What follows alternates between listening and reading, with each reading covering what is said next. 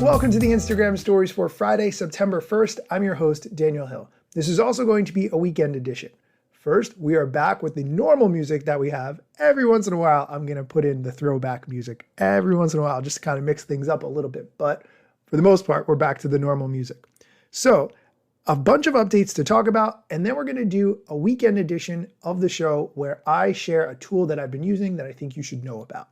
First, let's talk about the Instagram news, then we'll get into some Facebook news, and then we'll talk about the tool I want to share. First, the head of Instagram, Adam Mosseri, posted in his broadcast channel about a test heads up. Quote, "We're testing the ability for public accounts to share comments from any public feed post or reels to their stories. The idea is to help creators highlight important or interesting comments from fellow creators or fans. If you see this, let us know what you think." And he included a screenshot demonstrating what it would look like if you were to highlight a comment that you got on a post and how it would look when you shared it to your stories. I actually very much like this idea, especially if the person who made the comment gets tagged, because then they may want to repost it in their story and then other people would see your content. I really like this concept. TikTok does have something similar where you can share a comment and make a new video based on it. So I think this is a good sort of middle ground for that idea, where you don't necessarily have to make a new video, but you can share it to your story and other people will see that content you worked really hard on. In other Instagram news, reverse engineering hacker Alessandro Paluzzi uncovered that Instagram is working on the ability to create reels up to 10 minutes long. And he showed a screenshot where you have the option of selecting a reel to be 3 minutes or 10 minutes. I will include a link to the screenshot in the show notes so you can check it out. But to be honest, this is exactly what IGTV was.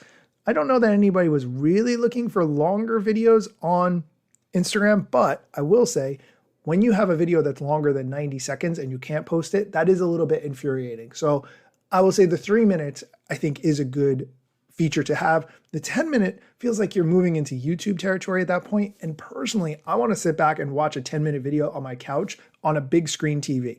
I don't want to watch a 10-minute video on my phone unless I really, really have to, or it's super entertaining. One or the other.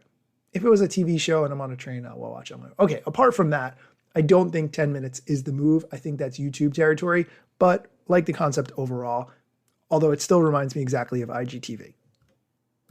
And the last piece of Meta news we're going to talk about is a new Facebook setting so you can tell Meta not to use your data for AI.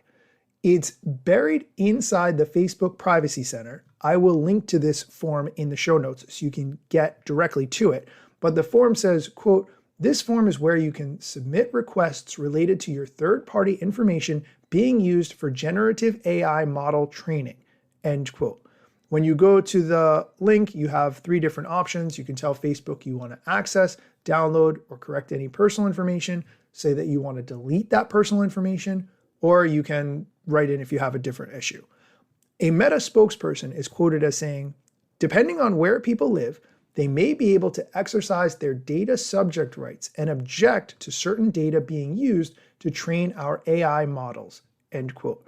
I will link to this form in the show notes, like I mentioned, so that you can check it out and fill it out for yourself. We are going to take a quick break. When we come back, we're going to talk about a tool that I use and like, and I think you should know about too. So stick around. This episode is brought to you by Michigan Economic Development Corporation. In Michigan, you can have both a rewarding career and a quality lifestyle, with plentiful career opportunities in world-changing, innovating industries, from electric vehicles to clean energy to biotech, with room for advancement no matter where you are in your career. Plus, Michigan offers a welcoming, beautiful, affordable, and inclusive community for all. Live your best life. You can in Michigan. Visit themichiganlife.org. And we're back. Okay, a new feature I want to roll out of this show is for the weekend episode where I talk about something, an app, a service that you need to know about that you should be using that I think will improve either your content creation or something else in your life. I want to talk about Calendly. If I haven't talked about Calendly before, I will say that it is probably one of the top tools I have ever used in terms of simplicity and effectiveness. Let me just explain how it works.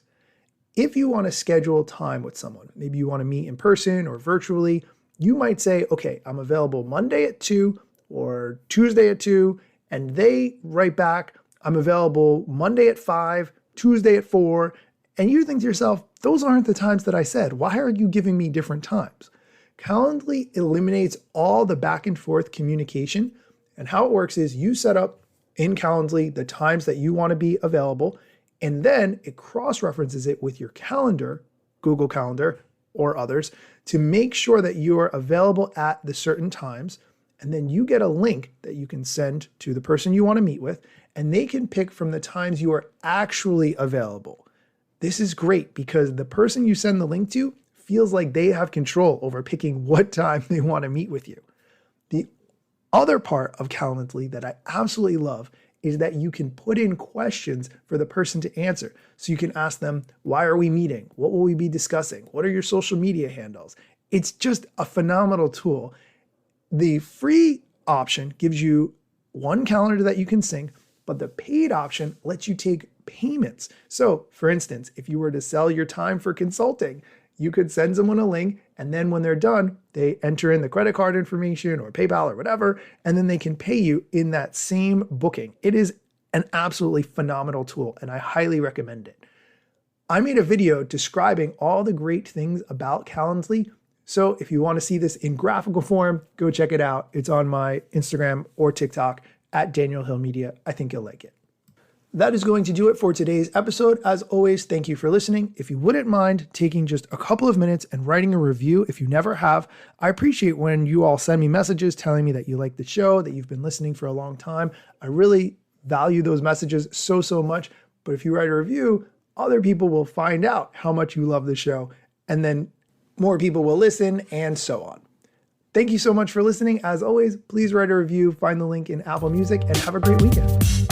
Instagram news got you covered, sometimes even TikTok. Relevant platforms in the metaverse ahead of the wave. Without a break or a pit stop, still waiting for Zuckerberg to give me the big job. Pause. Use trademarks and logos with Insta's permission, of course. If you like the show and you gain some good info, maybe leave a review. It's a type of applause. Just drop me a message if you want to collab. If you got some good content or you want to run ads, at Daniel Hill Media is where I am. TikTok, Facebook and Instagram.